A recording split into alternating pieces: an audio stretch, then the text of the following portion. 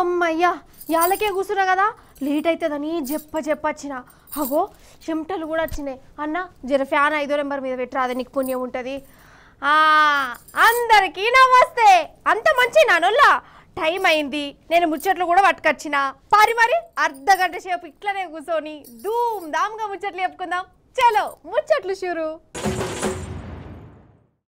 ఏహే ఈ కండ్ల మటతనమేంది ఈ కుళ్ళుబోతనమేంది ఈ కడుపు మంటేంది ఈ కోపాలేంది ఈ రేషాలేంది ఈ గోసపుచ్చుకునుడేంది మరీ గింత అద్మానం ఉంటుందా మరీ గిట్ల పగ పెంచుకోవచ్చా అసలు గదేనోళ్ళ లగచర్ల రైతు కోసం చూస్తురు కదా అరే కేసులు లాఠీ చార్జీలు ఇగో ఇక్కడ చూడురు ఏమైతుందో ఈ లగచర్ల రైతుల మీద సర్కారుకు ఇంకా కోపం తగ్గలే వాళ్ళని అరెస్ట్ చేసుడు ఆగలే ఇంకో 10 మందిని అరెస్టు చేసిరు అంటే మొత్తం 21 మందిని జైలు వేసిరు అన్నట్టు ఏంది అసలు సమైక్య పాలనలో కూడా గిట్లుండేనా గింత అన్యాయం నడిచేనా ఇక ఇంకో దిక్కు లగచర్ల రైతులు కూడా ధైర్యంగా నిలబడ్డరులా సర్కారు ఇంత గోసబుచ్చుకుంటున్నా ఎన్ని అరెస్టులు చేసినా భూములు సర్కారుకి ఇచ్చేదే లేదని గట్టిగా చెప్తురు పోలీసుల దౌర్జన్యం మీద ఎస్సీ ఎస్టీ కమిషన్కు ఫిర్యాదు చేసిరు కమిషన్ చైర్మన్ బక్కి వెంకటయ్య సారుతోని బాధ చెప్పుకొని కండ్ల పొట్ట నీళ్లు పెట్టుకున్నారు అసలు ఆడోళ్ళు ముసలోళ్ళు అని కూడా చూడకుండా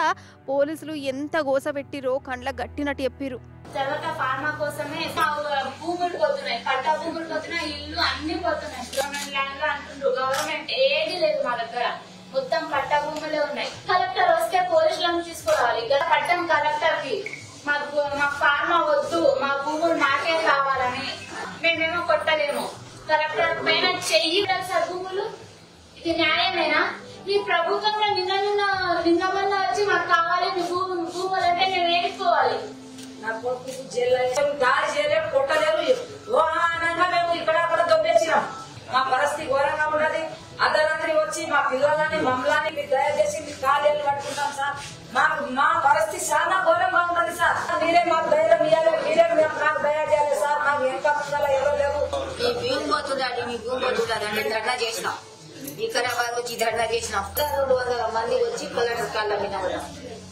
వికారాబాద్ ధర్నా చేసినాం కలెక్టర్ ఆఫీస్ ముందల మళ్ళా అది లెటర్ రాసి ఎన్నో ఇచ్చినాం కొట్టిండ్రు అని ఇంకా మా పిల్లలకు మా జనాలకు మా భద్రరాత్రి వచ్చి ఆడోళ్ళ మేడం ఇలా చేపెట్టి ఆడోళ్ళ తీసుకెళ్ళి రాయితోటి కొట్టి గుళ్ళు తాగి పోలీసులు ఇంటికి 10 మంది వెళ్తాడా రేవంత్ రెడ్డి ఇంటికి 10 మంది వెళ్తాడా మా రేవంత్ రెడ్డి అని నీకు ఓటేసింటే నీకు గెలిపిస్తే మాకు దాడి చేస్తావా మా భూముల దాడి చేస్తావా నీ సచ్చినాలే ఇయ్యం మేము గ్యారంటీ ఫార్మా వేస్తాం నీ భూములు గ్యారంటీ తీసుకుంటామని ఊళ్ళో 50-60 కార్లు తీసుకుని వచ్చి ఊళ్ళో చెప్పిపోయి కాదబ్బా లగచర్లలో ఏమైతుందో రాష్ట్రం అంతా చూస్తూనే ఉన్నది కదా మరి ఒక్కటంటే ఒక్కనాడన్నా మన సీఎం రేవంత్ సారు దీని మీద మాట్లాడిండా అసలు రైతుల తక్లీపులేంది వాళ్ళు ఎందుకు భూములు ఇయ్యమంటుర్రు ఇవ్వమని అరుచుకున్నాడా రైతులు ఎట్లా దెబ్బలు తిన్నారో చూసినాం మనం ఆడోళ్ళు ఎంత రంది పెట్టుకున్నారో కన్న ముందు కనబడుతూనే ఉన్నది మరి అలా కాడికి పోయి ఇమ్మతాన్ని ఇయ్యాలనా అద్దా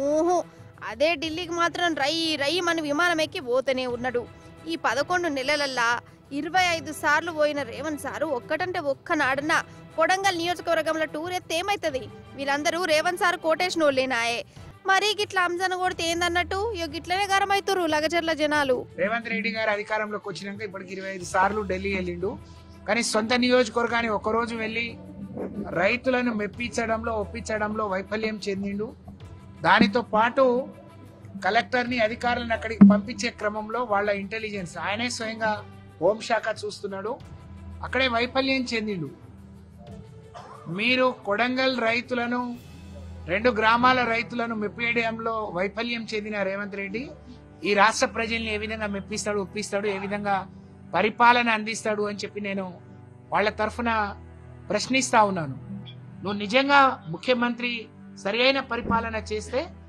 వాళ్లను మీరు చేసిన తప్పిది మీరు ఇందులో ఉన్నారు అని పట్టుకుపోవాలి కానీ అర్ధరాత్రి అని చూడకుండా కరెంటు బంద్ చేసి ఇంటర్నెట్ బంద్ చేసి ఆడోళ్ళు మొగోళ్ళు చూడకుండా మరి వాళ్ళ మీద దౌర్జన్యం చేయడం వాళ్ళను జైల్లో పెట్టడం ఇది ఎక్కడ అమానుష్యం అని చెప్పి మేము ప్రశ్నిస్తా ఉన్నాం రేవంత్ రెడ్డి గారు నీ పరిపాలనకు పరాకాష్ట నీ లగచర్ల ఘటన వామ్మో దగ్గులెత్తంది ఓ పెద్దన్న ఢిల్లీ నుంచి ఎవరైనా వచ్చిరా ఏంది నాకు బాగా దగ్గత్తాంది. వాళ్ళ బీమార్ గిట్లా నాకు అంటిందా ఏంది? వామ్మో, అయితే రేవంత్ సార్ తాపుకోసారి ఢిల్లీ టూర్ వేస్తుండు కదా, ఎందుకన్నా మంచిది సార్ను పైలంగా ఉండమని చెప్పాలి. అంటే సారు పదవి గురించి మాట్లాడతలేను, ఢిల్లీ కాలుష్యం గురించి చెప్తాన్నా. మళ్ళా నన్ను తప్పుగా అనుకోగల.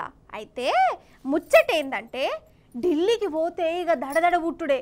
ఎందుకో చూడురు మరి.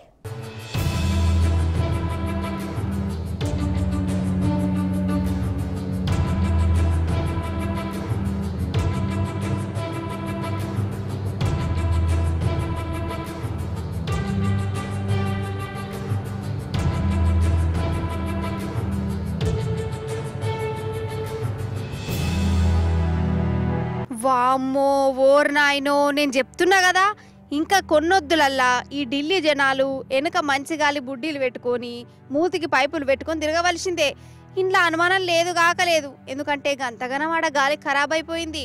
ఉత్తగ ఖరాబ్ అవుడు కాదు, ఇక గంటసేపు రోడ్డు మీద నిలబడి ఢిల్లీ గాలి పీల్చినావంటే అటు నుంచి అటే దవాఖానకు పోవాలి, గ్లూకోజులు ఎక్కించుకోవాలి. ఇవి గిట్లనే ఉన్నదట కథ. మరి ఎంత ఘోరం అంటే గాలి కత్తిందని టెస్ట్ చేస్తే దగ్గర 500 పాయింట్లకు వచ్చిందట. అసలైతే 350 పాయింట్లు వస్తేనే గాలి బాగా ఖరాబ్ అయినట్టు. ఇక 350 కాదు కదా, 500కి వచ్చిందంటే ఇక చెప్పు పరిస్థితి ఎట్లున్నదో.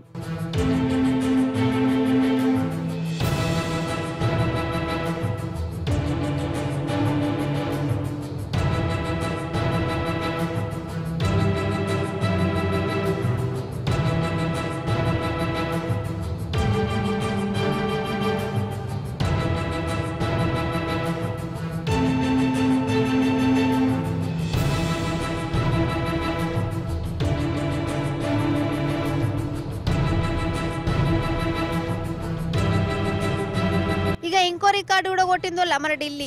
ఏందంటే దునియా మొత్తంలోనే గాలి ఖరాబైన పట్టణాలల్లా మన ఢిల్లీ పట్టణం రెండోదట. ఫస్ట్ దేమో పాకిస్తాన్ లో ఉన్నదట, తర్వాత ఇదే. ఇక ఇప్పుడు ఢిల్లీలో తిరిగిర్రే అనుకో, ముఖాలు మసిబొగ్గు లెక్క మారిపోతాయి, కయ్య దగ్గుకుంటుంటారు, ఊపిరితిత్తులు ఖరాబ్ అయిపోతే ఇంటి ముంగడికి సావుడప్ప వచ్చినట్టు అనిపిస్తుందట. అరే నిజమంటే అక్కడ ఆఫీసర్లే చెప్తురు.